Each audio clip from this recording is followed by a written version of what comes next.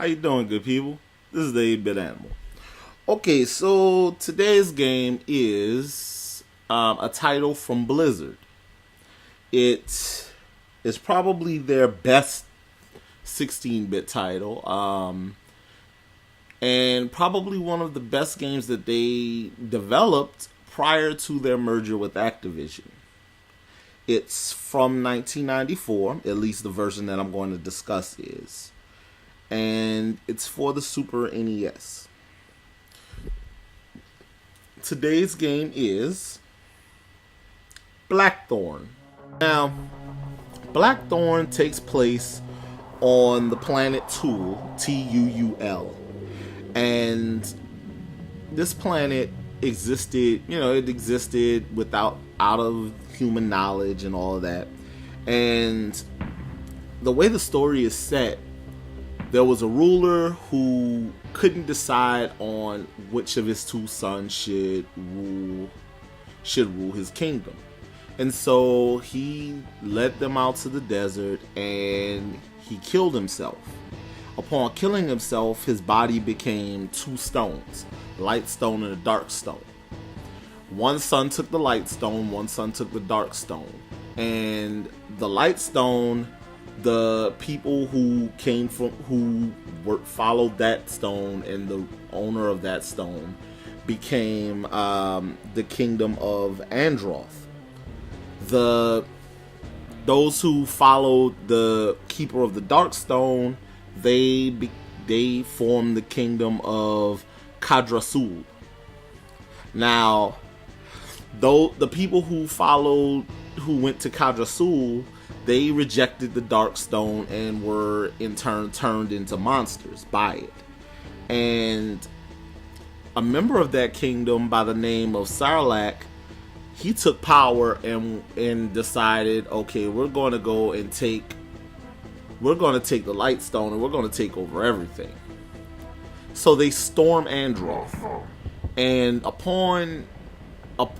as Androth is being taken over, the king Vlaros decides to send his son and the light stone to Earth to hide from Sarlacc.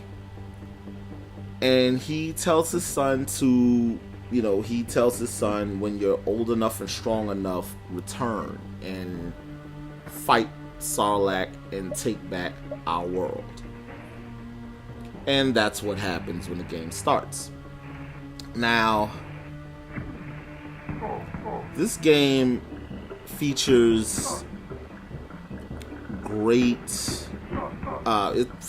gameplay. It's stealth based in a way because you can hide from your enemies when they're shooting at you, peek out, fire back. So it has that cover mechanic kinda that has become really popular as of late with the Gears of War series, but it's a side scroller, so kinda not really. It also features some really simple yet intuitive platforming, kind of like Flashback, Out of This World, and most notably Prince of Persia. The sound in this game is phenomenal. It's to say it's set underground, it's really colorful. The control is incredibly tight. This is an example of what Blizzard was capable of even back then. So we saw the building blocks in place for all the great titles that Blizzard has released up to this point since their merger with Activision.